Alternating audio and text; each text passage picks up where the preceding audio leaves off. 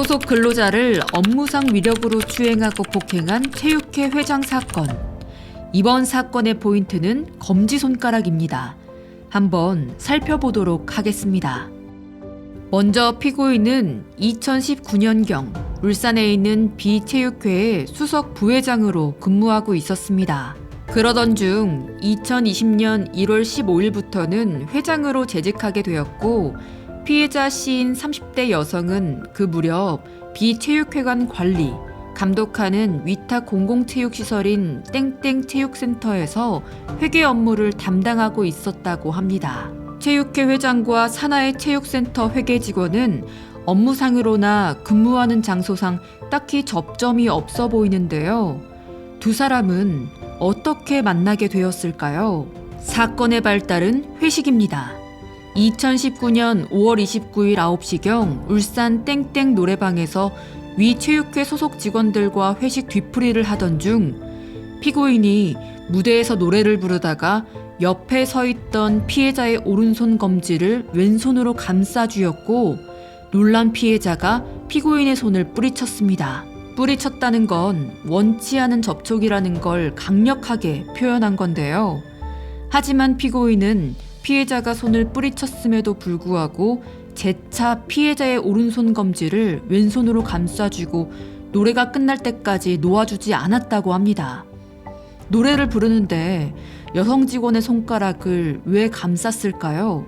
하지만 해당 행위는 여기서 끝이 아니었습니다. 2019년 9월 25일 9시경 울산 땡땡땡 노래방과 2020년 1월 22일 9시경 땡땡 노래방에서 위 체육회 소속 직원들과 회식 뒤풀이를 하던 중 마찬가지로 피해자의 오른손 검지를 왼손으로 감싸쥐고 놓아주지 않았습니다. 충격적인 부분은 직원들과 모두 함께하는 자리에서 범행이 일어났다는 점과 100번 양보하여 처음 회식 자리에서는 술기운의 실수라고 치더라도 시간이 지난 후 2차, 3차 범행까지 모두 검지손가락만을 움켜쥐고 피해자를 추행하였다는 사실입니다. 충분히, 아니 명백히 상황에 대해 인지를 한 상태에서 저지른 범죄라고 할 수 있습니다. 피고인의 범죄 행위는 여기서 그치지 않았습니다. 2020년 1월 15일부터 2020년 9월 24일까지 울산 동구에 있는 B체육회의 대표자로서 상시근로자 총 54명을 고용하여 체육 서비스업을 영위한 사용자입니다. 그렇기 때문에 사용자는 사고의 발생이나 그 밖의 어떠한 이유로도 근로자에게 폭행을 하면 안 됩니다. 하지만 피고인은 2020년 3월 23일 10시경 울산에 있는 피고인의 사무실에서 B체육회에서 2005년 11월경부터 수영 강사로 근무하고 있는 피해자 D인 30대 남성에게 자신의 말을 잘 듣지 않는다는 이유로 자신의 옆자리에 앉아있는 피해자에게 개새끼야, 내 손날이 낫이다, 목을 빼라, 네 목을 치겠다 라고 언어적인 폭행을 행사하는 동시에 피해자의 목에 손날을 갖다 대고 두세 차례 피해자의 목을 칠 것처럼 손날을 내리치며 휘둘렀고, 계속하여 의자 옆에 있던 전화기 등의 집게류를 피해자에게 집어 던질 듯한 태도를 취했습니다.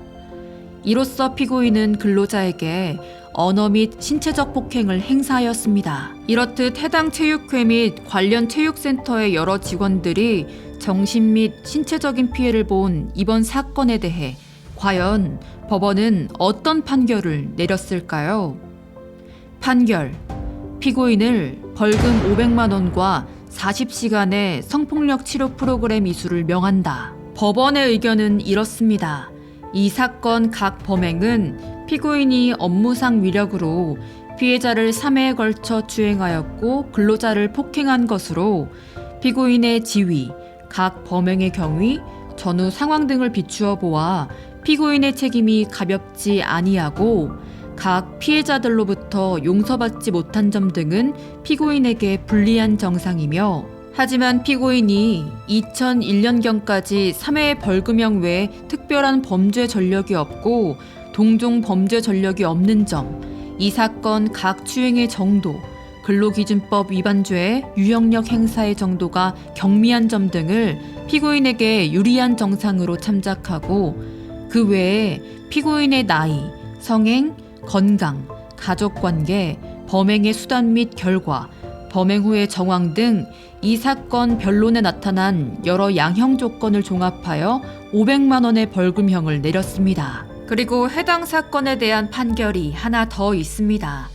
만약 피고인의 성폭력과 관련하여 유죄 판결이 확정되는 경우에는 성폭력 범죄 처벌 등에 관한 특례법 제42조 제1항에 의하여 신상정보 등록 대상자에 해당하게 되므로 같은 법 제43조에 의하여 관할 기관에 신상정보를 제출할 의무가 있습니다. 그러나 피고인의 나이, 범행 종류, 범행 과정, 사회적 유대관계, 공개 고지 명령 및 취업 제한 명령으로 기대되는 사회적 이익 및 성폭력 범죄의 예방 효과와 그로 인한 피고인의 불이익 및 예상되는 부작용 등 재반 사정을 종합하며 피고인의 신상 정보를 공개 고지하거나 아동 청소년 관련 기관 및 장애인 복지시설의 취업 제한을 명하여서는 안위될 특별한 사정이 있다고 판단하여 피고인에 대해 공개명령, 고지명령 및 취업 제한 명령을 선고하지는 않았습니다. 여러분은 이번 사건에 대해서 어떻게 생각하시나요?